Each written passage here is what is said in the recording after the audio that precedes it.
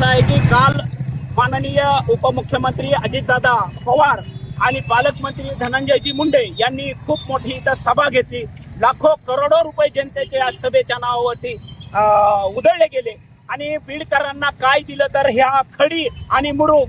याच प्रकारे पाठीमागे ज्यावेळेस इथे देखील एक सरकार आपल्या असं मोठा एक आंदोलन त्यांनी सभा ठेवली होती आणि त्यावेळेस देखील बीडकरांना विचारलं होतं की बीडकरांना मुख्यमंत्र्यांनी व उपमुख्यमंत्र्यांनी काय दिलं तर केळं म्हणून आम्ही असं आंदोलन केलं होतं. आणि आजही आम्ही जर बीडकरांना विचारत आहोत की काल पवार साहेबांनी एवढा मोठा खर्च केला अजित पवार साहेबांनी आणि या जनतेला भुराळ करण्याचं काम केलं तर कालही बीडमध्ये रस्ते खराब असताना या रस्त्यावरती त्यांना हेलिकॉप्टरने येऊन देखील अगर रस्त्यावर चालताना आदळे होऊ नये म्हणून बीडकरांच्या नशिबामध्ये ही खडी आणि मुरुम देण्याचं काम केलंय. म्हणून येणाऱ्या काळामध्ये या सरकारचं करायचं काय तर खाली मुंडकं वर पाय. बीडकरांना या अजित पवार साहेबांनी काय दिलं तर खडी आणि मुरुम हे असा बीडकरांचा सवाल आहे.